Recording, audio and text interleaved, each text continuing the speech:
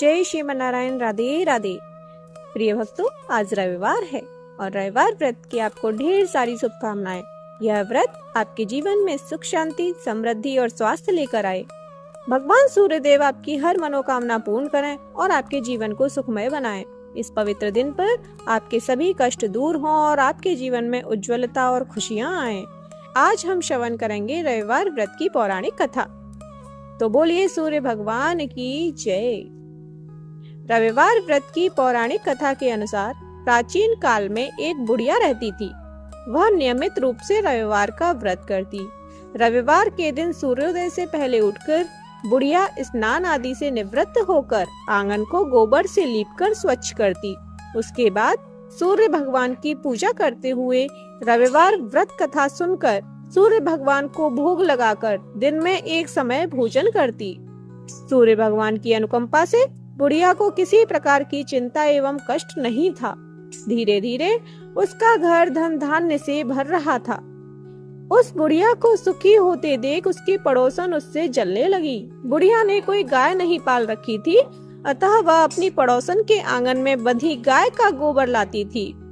पड़ोसन ने कुछ सोचकर अपनी गाय को घर के भीतर बांध दिया।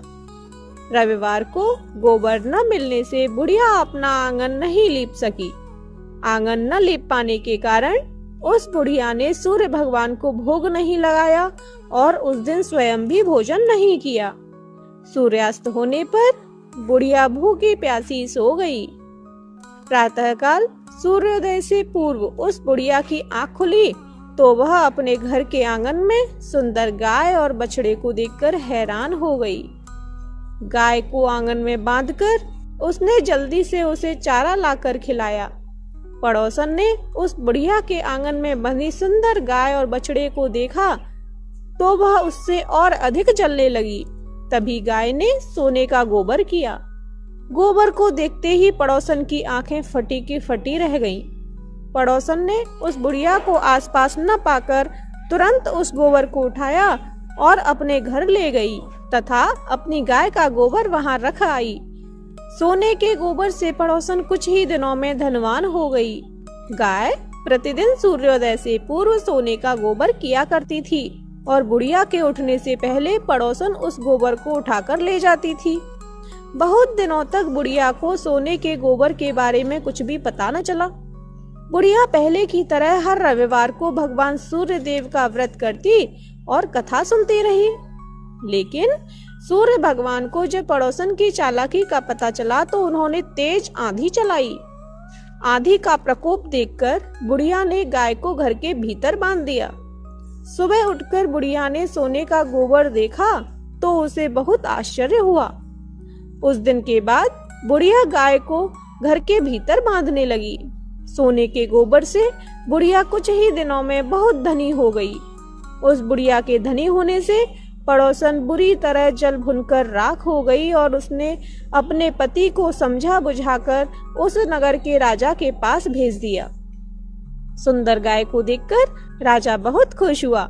सुबह जब राजा ने सोने का गोबर देखा तो उसके आश्चर्य का ठिकाना न रहा। उधर सूर्य भगवान को भूखी प्यासी बुढ़िया को इस तरह प्रार्थना करते देख उस पर बहुत करुणा आई।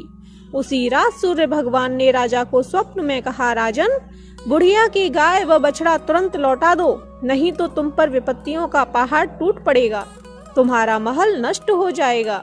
सूर्य भगवान के स्वप्न से बुरी तरह भयभीत राजा ने प्रातः उठते ही गाय और बछड़ा बुढ़िया को लौटा दिया। राजा ने बहुत सा धन देकर बुढ़िया से अपनी गलती के लिए क्षमा मांगी। राजा ने पड़ोसन और उसके पति को उनकी इस दुष्टता के लिए दंड दिया। फिर राजा ने पूरे राज्य में घोषणा कराई कि सभी स्त्री पुरुष रविवार का व्रत किया करें।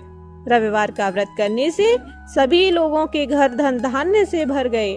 रास्ते में चारों ओर खुशहाली छा गई। स्त्री पुरुष सुखी जीवन यापन करने लगे तथा सभी लोगों के शारीरिक कष्ट भी दूर हो गए। बोलिए सूर्य भगवान की जय।